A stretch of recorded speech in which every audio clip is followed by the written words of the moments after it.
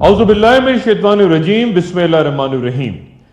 بہت سے ذہنوں میں یہ بنیادی سوال جنم لیتا ہے کہ علامات مثلا ظہور امام مہدی، فتنہ دجال اور حضرت عیسیٰ علیہ السلام کے دوبارہ نزول کا تذکرہ قرآن شریف میں کیوں نہیں؟ اس انتہائی اہم سوال پہ تفصیلاً گفتگو کروں گا، لیکن ذرا اس نقطے سے متعلق قرآن کریم کی اس آیت پہ غور فرمائیے۔ اور ہم نے اسے یعنی ابراہیم علیہ السلام اور لوط علیہ السلام کو اس زمین پر نجات دی جس میں ہم نے اہل عالم کے لیے برکتیں رکھی تھی۔ آخری اس آیت میں کس زمین کا تذکرہ ہے، کہاں اشارہ ہے؟ پھر وہ آیت مبارکہ جہاں حضرت موسیٰ علیہ السلام کے کوہ طور پہ جانے کے بعد جب ان کی قوم نے بچھڑے کی پرستی شروع کر دی تو ارشاد باری تعالیٰ ہوا، اور یاد کرو جب ان سے کہا گیا کہ اس بستی میں رہو اور اس میں جو چاہو کھاؤ اور کہو بخش دے اور عاجزی کے ساتھ اس میں داخل ہو، ہم تمہارے گناہ معاف کر دیں گے اور اچھا عمل کرنے والوں کو زیادہ اجر دیں گے۔ یہاں کس بستی کا ذکر ہے؟ کس وادی، شہر یا سرزمین یا کسی گاؤں کی طرف اشارہ ہے؟ اور پھر جب حضرت سلیمان علیہ السلام کی بادشاہت کا ذکر ہوتا ہے تو اللہ تعالیٰ فرماتے ہیں کہ ہم نے ہواؤں کو سلیمان علیہ السلام کے تابع کر دیا اور وہ اس کے حکم کے مطابق چلا کرتی تھیں اس سرزمین میں جہاں ہم نے برکت رکھی اور ہم تمام چیزوں کا علم رکھتے ہیں۔ یہ کس سرزمین، کہاں کا ذکر ہے؟ ایک بار پھر، اور پھر قرب قیامت کی ایک علامت یوں بیان ہوتی ہے کہ جس بستی کے لوگوں کو ہم نے ہلاک کر دیا تھا ان پر حرام کر دیا گیا کہ وہ وہاں جا سکیں، حتیٰ کہ یاجوج و ماجوج کھل جائیں اور وہ تمام بلندیوں سے اترتے ہوئے نظر آئیں گے۔ یاجوج و ماجوج کا قصہ اور ان سے منسلک مختلف نظریات پہ تو آگے چل کے بات کروں گا، لیکن وہ جو نقطہ میں زیر بحث لا رہا تھا کہ یہاں پھر ایک بستی کا ذکر اللہ تعالیٰ فرما رہے ہیں جس کا نام بیان نہیں ہو رہا۔ ذہن میں رہے کہ قرآن شریف میں مکہ کا ذکر بکہ کے نام سے ہے اور مدینہ کا ذکر یثرب کے عنوان سے ہے، تو یہ انتہائی عجیب سا لگتا ہے کہ قرآن میں بار بار کسی ایک ایسی بستی کا ذکر ہو رہا ہے جس کی طرف اشارہ ہے، جس کی اہمیت ہے، لیکن اس کا نام سامنے نہیں لایا جا رہا۔ لیکن پھر سورہ بنی اسرائیل میں اللہ تعالیٰ ایک واضح اشارہ کہ وہ بستی، وہ سرزمین کون سی ہے۔ ذرا اس آیت پہ غور فرمائیے۔ پاک ہے وہ ذات جو لے گئی اپنے بندے یعنی رسول اللہ صلی اللہ علیہ وآلہ وسلم کو رات مسجد الحرام سے مسجد الاقصی تک، جس کے گرد و نواح کو ہم نے برکت دی تاکہ اسے اپنی کچھ نشانیاں دکھائیں۔ بے شک اللہ سب سننے اور دیکھنے والا ہے۔ اور پھر احادیث مبارکہ ہمیں اس سرزمین یا بستی کا پتہ دیتے ہیں۔ حضرت جابر بن عبداللہ رضی اللہ تعالیٰ عنہ سے روایت ہے کہ انہوں نے رسول اللہ صلی اللہ علیہ وآلہ وسلم سے سنا کہ جب قریش نے میری بات کا یقین کیا تو اللہ نے یروشلم کو میری آنکھوں کے سامنے کر دیا اور میں نے اس کی تفصیل دیکھ کر بیان کی۔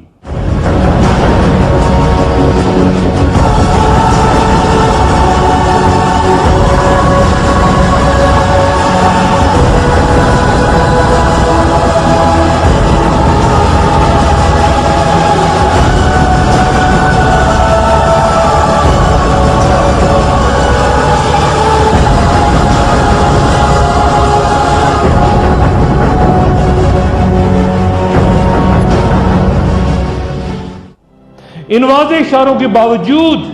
ایک عجب پراسرار سا معاملہ کہ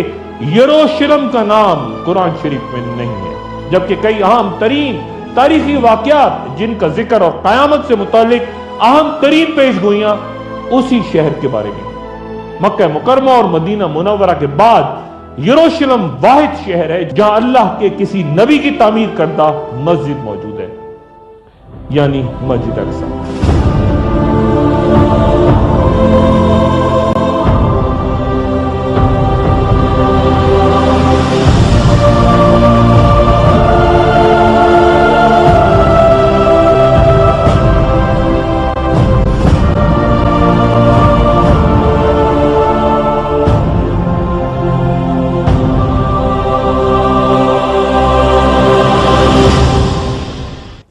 کے نزدیک چونکہ آخر الزماں تک ایک اہم کردار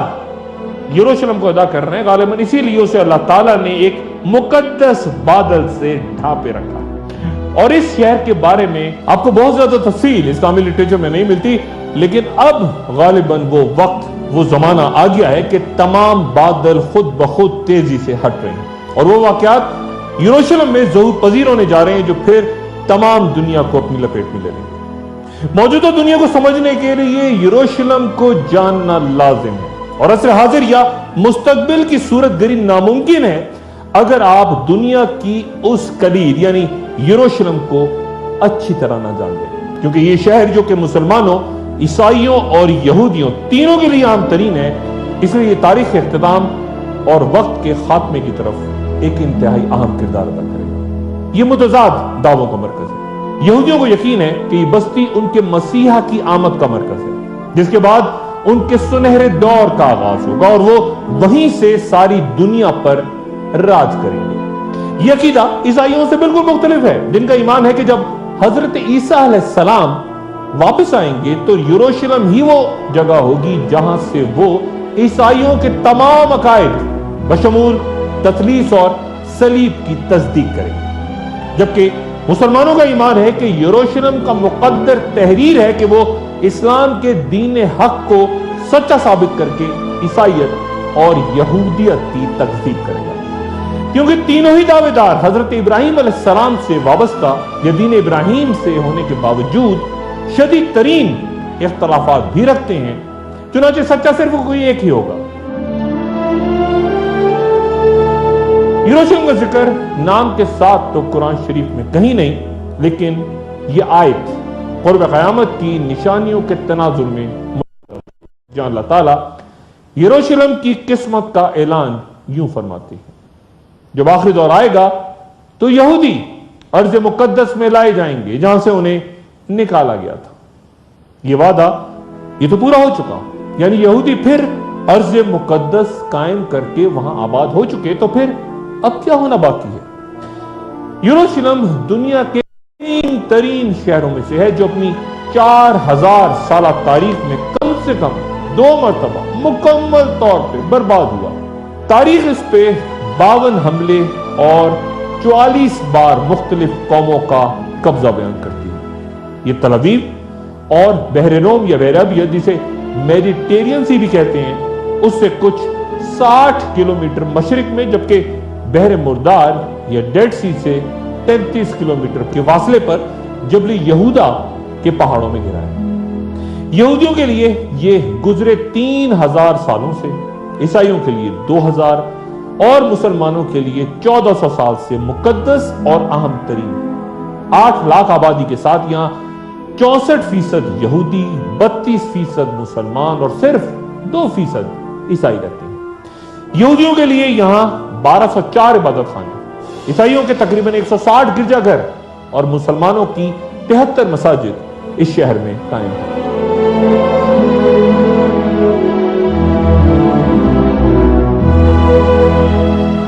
توریت میں تو نہیں، لیکن انجیل میں ہیکل سلیمانی کا ذکر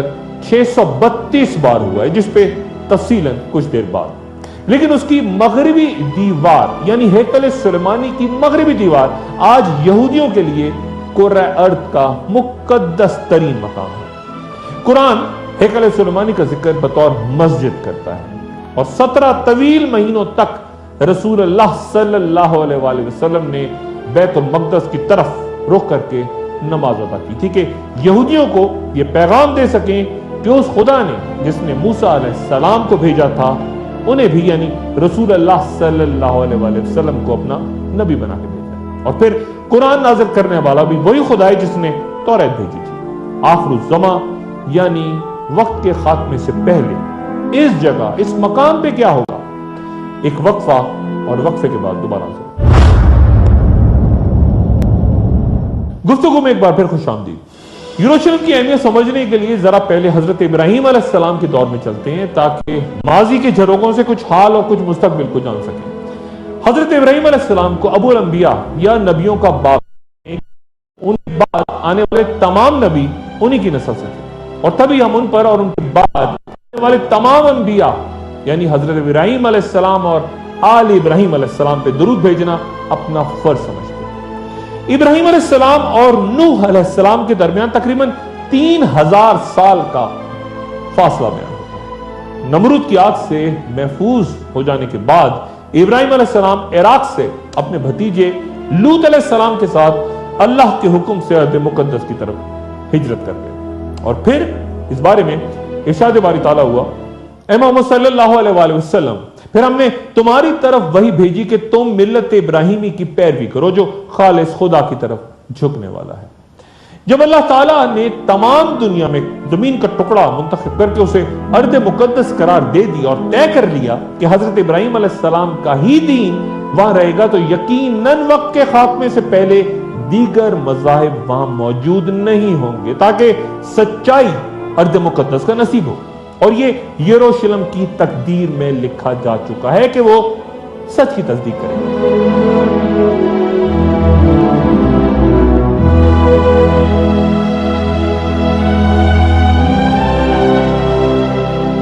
आज यरूशलेम के दरो दीवार को देख के बहुत से माहिरीन आसार कदीमा शहर के खंडरात में दफन वो इमारतें तलाश करते हैं जो बारहा उजड़ने के बाइस नजरों से उजल हो चुकी हैं, लेकिन वहां जाने वाला हर शख्स उनका तसव्वुर जरूर करता है। पहली बार ये शहर हजरत दाऊद अलैहिस्सलाम के दौर में तामीर हुआ। इसका नाम मुबारक कुरान में 16 बार आया है और जो कि पहले पैगंबर हैं हजरत दाऊद अलैहिस्सलाम, जिन्हें बनी इसराइल की बादशाहत भी अता हुई। हजरत दाऊद अलैहिस्सलाम हजरत आदम अलैहिस्सलाम के अलावा वो वाहिद पैगंबर भी हैं जिन्हें कुरान खलीफा के नाम से पुकारता है। उन्हें बादशाहत अता होने से 1000 साल कबल मसीह के जमाने में बनी इसराइल से फलस्तीन के अक्सर इलाके छीने जा चुके थे। हजरत शमूएल अलैहिस्सलाम तब हुक्मरान थे लेकिन बहुत बूढ़े हो चुके थे, तो बनी इसराइल ने दुश्मनों के मुकाबले में किसी बादशाह की दुआ की अल्लाह से कि उनकी मदद करे। शमूएल अलैहिस्सलाम ने हुक्म इलाही के मुताबिक 30 साल तालूत को उन पे बादशाह मुकर्रर कर दिया। तालूत को बहुत से उलमा पैगंबर तसव्वुर नहीं करते और बाइबल में उसे साबित कहा गया है। तालूत की बादशाही की निशानी के तौर पे फरिश्तों के जरिए वो ताबूत सकीना बनी इसराइल को वापस मिल गया, जिसके बारे में कुरान शरीफ में इरशाद बाली तारा है वो खुदा की तरफ से बादशाह होने की एक अलामत है। क़िससुल अंबिया के मुताबिक उस संदूक में तौरात का असल नुस्खा, पत्थर की 2 तख्तियां जो कि हजरत मूसा अलैहिस्सलाम को कोह सीना पे दी गई थी, हजरत मूसा अलैहिस्सलाम और हजरत हारून अलैहिस्सलाम का असा और पैरहन, और एक बर्तन में मनोसलवा महफूज, ताकि आने वाली नस्लें अल्लाह ताला के उस एहसान को याद रखें जो उन पर सहरा में भटकने के दौरान फरमाया गया था। दाऊद अलैहिस्सलाम ने एक कम सिन नौजवान के तौर पे तालूत के लश्कर में तब शमूलियत इख्तियार की जब दुश्मन फलस्तीनियों का पहलवान जालूत इजराइलियों को मुकाबले की दावत दे रहा था और किसी में हिम्मत नहीं थी तमाम इस्राएली लश्कर में कि वो उसका सामना कर सके। इस मौके पे हजरत दाऊद अलैहिस्सलाम उसके सामने उतरे और उसे कत्ल कर दिया। इस बेमिसाल जुर्रत के मुजाहिरे ने दाऊद अलैहिस्सलाम को बनी इसराइल की आंखों का तारा बना दिया और तालूत ने अपनी बेटी हजरत दाऊद अलैहिस्सलाम से ब्याह किया। फिर वो कुछ अरसे बाद इजराइलियों के हुक्मरान हो गए। अल्लाह ताला ने दाऊद अलैहिस्सलाम को नबूवत से भी सरफराज फरमाया और फिर हजरत दाऊद अलैहिस्सलाम ने यरूशलेम शहर की बुनियाद रखी और वहां एक अजीम शान महल की तामीर शुरू की जहां ताबूत सकीना को महफूज किया जा सके। लेकिन इजराइलियात के मुताबिक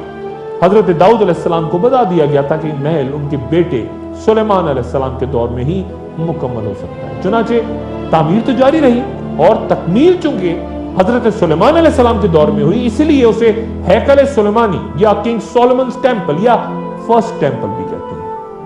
हजरत दाऊद अलैहिस्सलाम ने बनी इसराइल पे 40 साल हुकूमत की और फिर उनके साहबजादे हजरत सुलेमान अलैहिस्सलाम ने, जिनकी हुक्मरानी का एक मुनफरद इम्तियाज ये था कि हैवानात भी उनके ताबे थे और जिनका जिक्र कुरान शरीफ में 17 मकामात पे और जिनकी सल्तनत के बारे में कुरान की ये आयात के ए मेरे परवरदिगार मुझे बख्श दे और मुझे ऐसी हुक्मरानी अता कर जो मेरे बाद किसी को भी मुयस्सर ना हो, बेशक तू बहुत अता करने वाला है। इजरायली रवायत के मुताबिक हैकल सुलेमानी की तामीर को 7 साल लगे। उनका यह भी अकीदा है कि हैकल सुलेमानी 410 साल तक अपनी जगह पे मौजूद रहा। حضرت سلیمان علیہ السلام کے بعد بنی اسرائیل آپس میں لڑ گئے اور نتیجتاً دو ریاستیں شمالی فلسطین میں سلطنت اسرائیل اور جنوبی فلسطین میں سلطنت یہود قائم ہو گئی۔ دونوں سلطنتوں میں شدید خونریزی کا آغاز ہوا اور پھر 7ویں صدی قبل مسیح میں حاشری فاتحین نے سلطنت اسرائیل کا خاتمہ کر دیا اور کچھ ہی سال بعد یعنی 587 قبل مسیح میں بابل کے بادشاہ بخت نصر نے سلطنت یہود کی بھی سین میں ڈالی اور ہیکل سلیمانی کو اس طرح پیوند خاک کیا کہ اس کی ایک دیوار تک اپنی جگہ نہ کھڑی رہی۔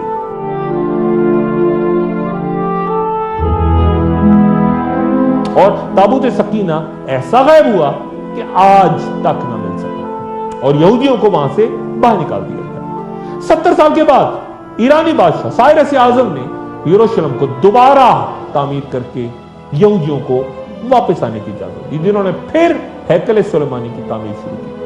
ہیرود بادشاہ نے، جو کہ تاریخ میں انتہائی ظالم حکمراں کے طور پہ یاد کیا جاتا ہے، اس نے کئی یہودی مذہبی پیشواؤں کے علاوہ خود اپنے خاندان کو بھی مار ڈالا تھا۔ اس نے یہودیوں کو خوش کرنے کے لیے اور اپنی حمایت حاصل کرنے کے لیے دوبارہ ہیکل سلیمانی کو شاندار انداز میں تعمیر کیا اور یہودی مورخین کے مطابق یہ ہیکل سلیمانی کی دوسری تعمیر تھی، لیکن یہ بھی صرف 430 سال تک قائم رہ سکی اور اس دوران بھی وہ تابوت سکینہ جو بخت نصر کی تباہی کے دوران لاپتہ ہو گیا تھا وہ اس تمام عرصے بھی یہاں واپس نہ لائے جا سکے۔ یہ معبود بھی 70 عیسوی میں رومن حکمراں ٹائٹس کے ہاتھوں یروشلم کی تباہی کے ساتھ ہی پھر تباہ ہو گیا جب یہودیوں نے رومنز کے خلاف بغاوت کی ناکام کوشش کی۔ بیان ہوتا ہے کہ تقریباً 1.5 لاکھ یہودی اس دوران قتل ہو گئے اور ہزاروں کو پکڑ کے ایمفی تھیٹرز میں جنگلی جانوروں کے سامنے رومنز نے ڈال دیا اور کوئی یہودی یہ بتانے کے لیے بھی زندہ نہ بچا کہ ہیکل سلیمانی کہاں گیا۔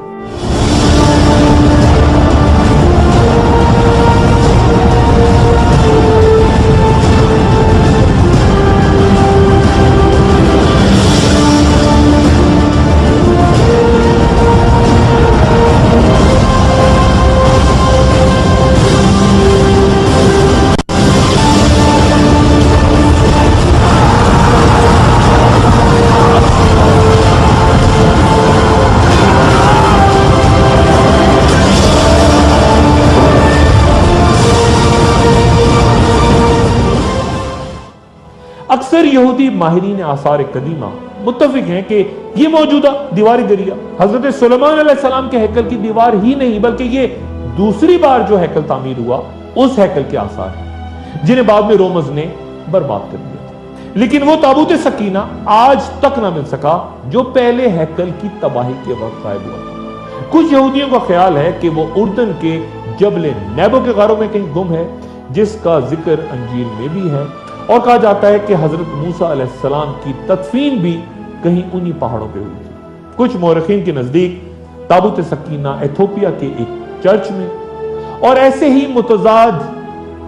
دعوے برطانیہ، روم اور فرانس کے مختلف حصوں کے بارے میں بھی ہوتے رہے۔ دوسرے ہیکل کی مکمل تباہی کے بعد جب وہاں عیسائی حکمراں ہیکل کی حکومت قائم تھی تو رسول اللہ صلی اللہ علیہ وآلہ وسلم کی عرب میں ولادت ہوئی۔ اس دوران وہ یہودی جو یروشلم کی تباہی کے بعد جگہ جگہ اپنی بستیاں آباد کر کے قبائل کی شکل اختیار کر چکے تھے، اکثر وہ عرب میں مقامی بدوؤں اور قریش سے اپنے ان رشتوں کا ذکر کرتے رہتے جو کہ حضرت ابراہیم علیہ السلام کی اولادوں کے درمیان تھا۔ یہاں یہ تذکرہ لازم کہ یہودی حضرت ابراہیم علیہ السلام اور حضرت سارہ کی نسل جبکہ قریش حضرت ابراہیم علیہ السلام اور حضرت ہاجرہ کی اولاد ہے۔ حضرت اسماعیل علیہ السلام حضرت ابراہیم علیہ السلام اور حضرت ہاجرہ کے پہلے بیٹے تھے جنہیں حکم الہی کے مطابق ابراہیم علیہ السلام سرزمین مکہ ان کی والدہ ہاجرہ کے ساتھ چھوڑائے۔ وہیں زمزم کا چشمہ جاری ہوا، وہیں حکم الہی کے تحت اسماعیل علیہ السلام کی جگہ دمبا ذبح ہوا اور وہیں بنو جہرم آباد ہوا جہاں حضرت اسماعیل علیہ السلام کی شادی ہوئی۔ حافظ ابن حجر کے مطابق کعبہ کی پہلی بنیاد حضرت آدم علیہ السلام کے ہاتھوں رکھی گئی تھی مگر پھر وہ بے نشاں ہو گیا۔ ابراہیم علیہ السلام اور اسماعیل علیہ السلام نے حکم الہی سے وہی جگہ کھود کر وہاں سابق تعمیر کی بنیادوں پر بیت اللہ کی تعمیر نو کی۔ عرب مورخین کے مطابق حضرت اسماعیل علیہ السلام اور ان کی والدہ حضرت ہاجرہ دونوں بیت اللہ کے قریب ہی مدفون ہیں۔ اسماعیل علیہ السلام کے 12 صاحبزادے تھے جو سب کے سب عرب کے مختلف قبائل کے سردار بنے، جبکہ ابراہیم علیہ السلام کے دوسرے صاحبزادے یعنی حضرت اسحاق علیہ السلام جو کہ حضرت سارہ سے تھے، وہ اسماعیل علیہ السلام سے 15 سال چھوٹے اور تب پیدا ہوئے جب ابراہیم علیہ السلام کی عمر 100 برس تھی۔ انگلش میں انہیں آئزک کہا جاتا ہے، اور ان کی قبر بھی جبرون کے غار میں اپنے والد ابراہیم علیہ السلام کے ساتھ ہی بیان ہوتی ہے۔ اسحاق علیہ السلام کے دونوں بیٹوں یعنی عیسو اور یعقوب علیہ السلام کے درمیان تعلقات مثالی نہیں تھے، اس لیے چند روایات کے مطابق عیسو اپنے تایا یعنی اسماعیل علیہ السلام کے پاس مکہ چلے گئے، جبکہ یعقوب علیہ السلام جن کا عبرانی میں نام اسرائیل ہے، ان کی نسل سے بنی اسرائیل میں ہی بہت سے انبیاء مثلا یوسف علیہ السلام، موسیٰ علیہ السلام، یحییٰ علیہ السلام اور حضرت عیسیٰ علیہ السلام سمیت بہت سے دیگر یہ تمام پیغمبر بنی اسرائیل سے ہی تھے۔ بنی اسرائیل یعنی یعقوب علیہ السلام کی اولاد۔ یعقوب علیہ السلام کی قبر نبل شہر کے نزدیک بیان ہوتی ہے، جہاں ایک پہاڑ کے بارے میں یہودیوں کا ایمان ہے کہ اس پہ حضرت ابراہیم علیہ السلام نے اپنے بیٹے اسحاق علیہ السلام کو ذبح کرنے کے لیے پیش کیا تھا۔ یہ دلچسپ بات ہے کہ جس طرح مسلمانوں کا ایمان ہے کہ ابراہیم علیہ السلام کے صاحبزادے اسماعیل علیہ السلام ذبیح اللہ ہیں جنہیں ابراہیم علیہ السلام نے قربانی کے لیے پیش کیا تھا، یہودی یہ عقیدہ ابراہیم علیہ السلام کے دوسرے صاحبزادے اسحاق علیہ السلام کے لیے رکھتے ہیں، بلکہ نعوذ باللہ یہودیوں نے تو اپنی کتاب توریت میں یہاں تک داخل کر لیا ہے کہ حضرت ہاجرہ ابراہیم علیہ السلام کی بیوی نہیں کنیز تھی، نعوذ باللہ۔ اور ایسا یہودیوں نے صرف کسی ایک پیغمبر کے ساتھ نہیں کیا، وہ کسی کو سولی تک لے گئے، کسی کا سر قلم کر دیا، اور جب ہزاروں سال بعد وہ ارض مقدس سے نکالے جا چکے تھے، ہیرود بادشاہ کا تعمیر کردہ تابوت سکینہ کے بغیر والا ہیکل بھی مسمار ہو چکا تھا، تو یہی وہ وقت ہے جب حضرت عمر فاروق رضی اللہ تعالیٰ عنہ یروشلم میں داخل ہوتے ہیں۔ ایک فوری وقفے کے بعد دوبارہ حاضر ہوتے ہیں۔ خوش آمدید۔ حضرت عمر فاروق رضی اللہ تعالیٰ عنہ فاتح یروشلم کی حیثیت سے جب شہر میں داخل ہوتے ہیں تو معمول کے مطابق شہر میں کہیں کوئی خوریزی نہیں ہوتی اور نہ ہی کوئی مذہبی مقام نظر آتش کیا جاتا ہے۔ 4000 صحابہ آپ رضی اللہ تعالیٰ عنہ کے لشکر میں تھے۔ عمر فاروق رضی اللہ تعالیٰ عنہ نے عیسائی علماء سے پوچھا کہ تمہارا مقام حیات نو کس طرف ہے؟ وہاں پہنچ کر خلیفہ نے حضرت عیسیٰ علیہ السلام کی موت و حیات نو کے نظریے کے مطابق تعمیر کی گئی عالی شان عمارت دیکھ کے شدید غم و غصے کا اظہار کیا، کیونکہ اسلام نے حضرت عیسیٰ علیہ السلام کی صلیب پر موت کو غلط قرار دیا ہے۔ خلیفہ اسی مقام پہ کھڑے تھے کہ نماز کا وقت ہو گیا، ان سے درخواست کی گئی کہ وہیں نماز کر لیں، لیکن آپ نے فرمایا کہ اگر میں نے یہاں آج نماز پڑھ لی تو پھر مسلمان گرجے پہ قبضہ کر لیں گے اور اسی بنیاد پہ اسے مسجد بنا لیں گے کہ یہاں خلیفہ نے نماز پڑھی تھی۔ پھر آپ نے فرما جاری کیا کہ یہاں کوئی مسجد تعمیر نہیں ہوگی۔ پھر حضرت عمر رضی اللہ تعالیٰ عنہ وہاں پہنچے جہاں کبھی یہودیوں کا ہیکل سلیمانی تھا، اور یہ دیکھ کر حیران رہ گئے کہ عیسائی وہاں کوڑا کرکٹ پھینکا کرتے تھے۔ عمر فاروق رضی اللہ تعالیٰ عنہ نے دونوں ہاتھوں سے کوڑے کا ڈھیر اپنی جھولی میں اٹھایا اور شہر کی دیواروں سے باہر پھینکنے لگے، جس پہ دیگر صحابہ کرام نے بھی ان کی تقلید کی۔ خلیفہ نے علم اسرائیلیات کے ایک ماہر کو طلب کیا اور اس کے سامنے قرآن شریف کی 17ویں اور 18ویں صورتیں تلاوت فرمائی، جن میں حضرت داؤد علیہ السلام، حضرت سلیمان علیہ السلام اور ہیکل سلیمانی کے واقعات تھے۔ پھر انہوں نے یہودی علماء سے پوچھا کہ وہ اس بہترین مقام کا چناؤ کریں جہاں مسلمان نماز ادا کر سکیں۔ یہودیوں نے شمال کی جانب ایک پہاڑ کی طرف اشارہ کیا، لیکن ان کی تجویز خلیفہ نے دلیل کے ساتھ مسترد کر دی کہ اگر مسلمانوں نے وہاں نماز پڑھی تو مکہ کے ساتھ ساتھ ان کا رخ یہودیوں کے مقدس مقامات کی طرف بھی ہو جائے گا۔ اور پھر عمر فاروق رضی اللہ تعالیٰ عنہ نے ہیرود بادشاہ کی شاہی بالکنی کی جگہ کا انتخاب کرتے ہوئے وہاں سادہ لکڑی سے ایک عمارت تعمیر کی تاکہ رخ صرف کعبہ کی طرف رہے۔ یہ مسجد اقصی ہے۔ پہلی اذان کے لیے حضرت بلال حبشی رضی اللہ تعالیٰ عنہ سے درخواست کی گئی، جو کہ اپنے آقا و مولا رسول اللہ صلی اللہ علیہ وآلہ وسلم کے بعد سے اذان دینا چھوڑ چکے تھے، لیکن حضرت عمر فاروق کے اصرار اور صحابہ کرام کی درخواست پر وہاں پہلی اذان بلال حبشی رضی اللہ تعالیٰ عنہ نے، اور پھر سب نے خلیفہ کے پیچھے نماز پڑھی۔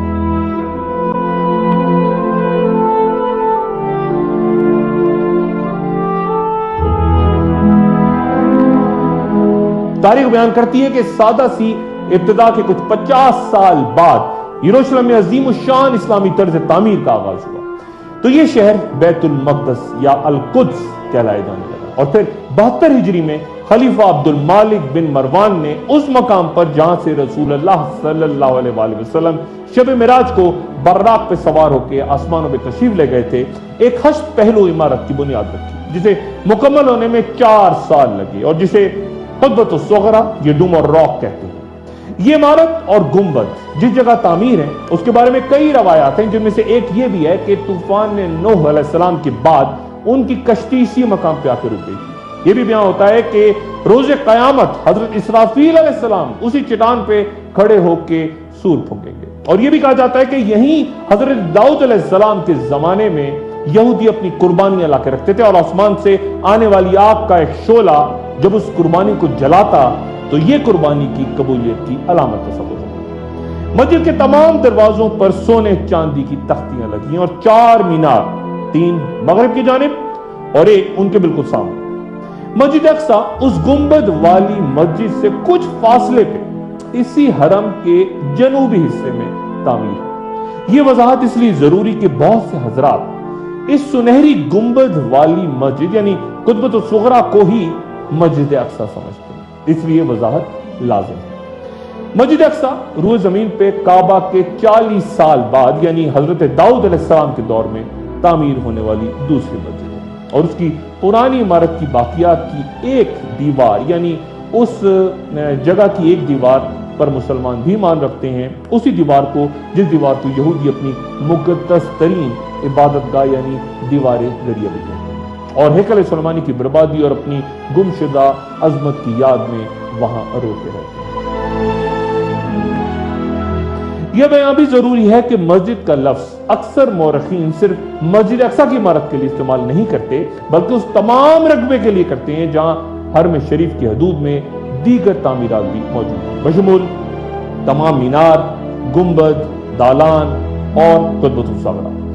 قبۃ الصغریٰ کو انگریزوں نے مسجد عمر کا نام دے دیا تھا، حالانکہ یہ وہ جگہ نہیں بلکہ مسجد کے صحن میں جس مقدس چٹان کے لیے تعمیر ہونے والا سب سے بڑا گنبد ہمیں نظر آتا ہے، نماز حضرت عمر فاروق نے وہاں ادا کی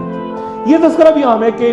فلسطین میں قبلہ جنوب کی جانب ہے۔ رسول اللہ صلی اللہ علیہ وآلہ وسلم دین ابراہیمی کے احیا کے لیے خانہ کعبہ کے نزدیک شروع کے دور میں مقام ابراہیم پہ اس طرح نماز ادا فرماتے کہ بیت المقدس بھی سامنے آ جاتا۔ ہجرت کے 2 سال بعد بھی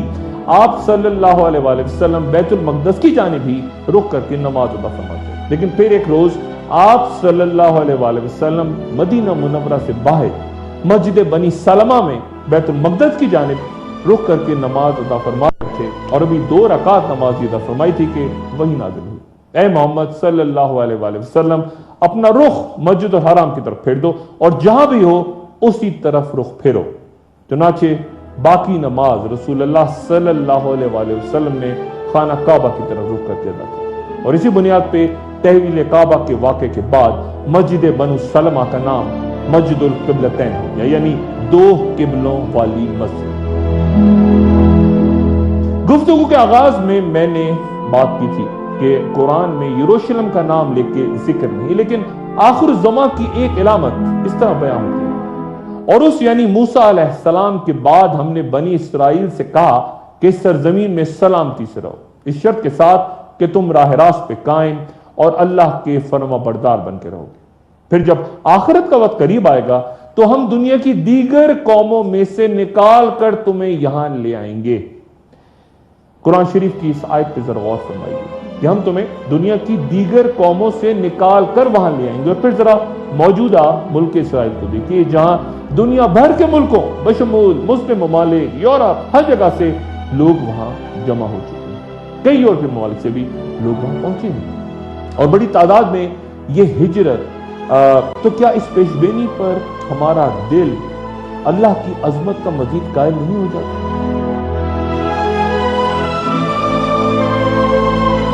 1981 میں ہالی ووڈ کے معروف اداکار ہیریسن فورڈ ہدایت کار سٹیون سپلبرگ کی فلم Raiders of the Lost Ark میں انڈیانا جونز کے اس کردار میں ہمارے سامنے آئے تھے جو جرمن نازیوں کے خلاف لڑتا ہے جو تابوت سکینہ کو ہٹلر تک لے جانا چاہتا ہے۔ army which carries the Ark before it is invincible. The Ark. It is their Adonis. It is desired above all treasures on earth by those who are good. Trust me. इस film की शानदार कामयाबी के बाद 3 मजीद फिल्में Indiana Jones and the temple of dome, Indiana Jones and the last crusade और फिर Indiana Jones and the kingdom of crystal school, इन तमाम फिल्मों की दुनिया भर में पजीराई इस बात का सबूत है कि ये मौजू न सिर्फ मुसलमानों बल्कि हमसे कहीं ज्यादा यहूदियों और ईसाइयों के लिए अहमियत रखता है। You don't believe me. You will, Dr. Jones. यहूदी मस्जिद अक्सा की शहादत और उस मकाम पे हैकल सुलेमानी की तामीर के लिए मुकम्मल तौर पर तैयार है, लेकिन तामीर का आगाज करने के लिए उन्हें खुदा की तरफ से एक इशारे का इंतजार है। वो इशारा एक सुर्ख गाय की शक्ल में होगा जिसे वो ज़िबाह करके जलाएंगे और उसकी राख से इजराइल के अवाम को पाक किया जाएगा, जिसके बाद यहूदियों को यकीन है कि हैकल सुलेमानी में कोई भी नापाक दाखिल नहीं हो सकेगा। इजराइलियात के मुताबिक उस गाय को पैदाइश के 3 साल बाद हैकल की तत्हीर के लिए लाया जाएगा। आसार कदीमा की तलाश के नाम पे इस वक्त मस्जिद अक्सा और कुतुबुस सुगरा दोनों के नीचे वसी और सुरंगें खोदी जा चुकी हैं और ये काम कई दहाइयों से इंतहाई मुनज़्ज़म अंदाज में जारी है और नतीजतन दोनों मुक़द्दस इमारतें इस वक्त खोखली बुनियादों पर खड़ी हैं। इस तरह के मामूली सी इर्ताश या ज़लज़ला उन्हें ज़मीन बोस कर सकता है। इजरायली हुकूमत का कहना है कि सुरंगे खोदे जाने का मकसद हैकल सुलेमानी की बाकियात की तलाश है, यानी मस्जिद अक्सा की शहादत।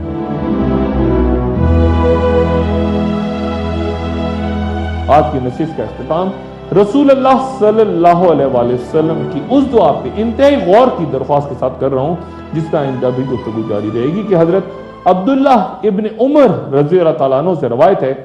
कि रसूल अल्लाह सल्लल्लाहु अलैहि वसल्लम ने फरमाया कि या अल्लाह हमारे शाम पे रहम फरमा और हमारे यमन पे रहम फरमा। लोगों ने पूछा और हमारे नजद पर? तो रसूल अल्लाह सल्लल्लाहु अलैहि वसल्लम ने फिर फरमाया कि या अल्लाह हमारे शाम और हमारे यमन पे रहम फरमा। लोगों ने फिर नजद का पूछा तो आप सल्लल्लाहु अलैहि वसल्लम ने फरमाया कि वहां ज़लज़ले और तबाहियां रोनुमा होंगी और वहीं से शैतान अपना सर निकालेगा। आखिर ज़मान यानी एंड ऑफ टाइम्स का वो दौर जहां सानहे, खुरेजी और जंगी वो मंजरनामे जिनके बारे में सब कुछ तफसीलन कुरान और हदीस में बयां हो चुका। अगली नशिस्त में अपना दोस्तों और रिश्तेदारों गिरदनवाह के लोगों का सब ख्याल रखिएगा। अल्लाह हाफ़िज़।